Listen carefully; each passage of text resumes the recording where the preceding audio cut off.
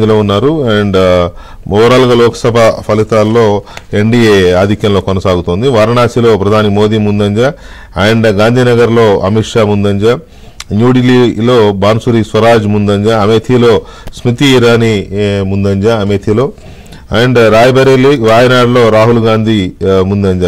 ఇది కొంచెం good sign. పోయినసారి అక్కడ ఓడిపోయిన ఇది కదా, కాబట్టి ఈసారి 2 చోట్ల మరి చూడాలి ఇది కంటిన్యూ అవుతుందా ఈ లీడ్స్ లాస్ట్ వరకు అనేది ఒకటి.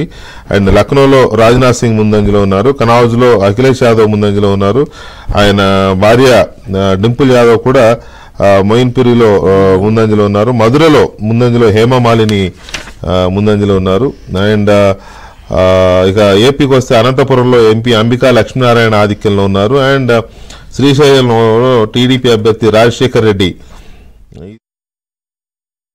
మాచర్ల నియోజకవర్గంలో పోలింగ్ అనంతరం పోలింగ్ రోజు జరిగిన సంఘటనలు జరిగినప్పటికీ కూడా పోస్టల్ బ్యాలెట్స్ లో మాత్రం ఉద్యోగులు తెలుగుదేశం పార్టీకి జై కొట్టారు. అదేవిధంగా తెలుగుదేశం అలైన్స్ ఏవేవి ఉన్నాయో జనసేన, బీజేపీకి కూడా జై కొట్టారు.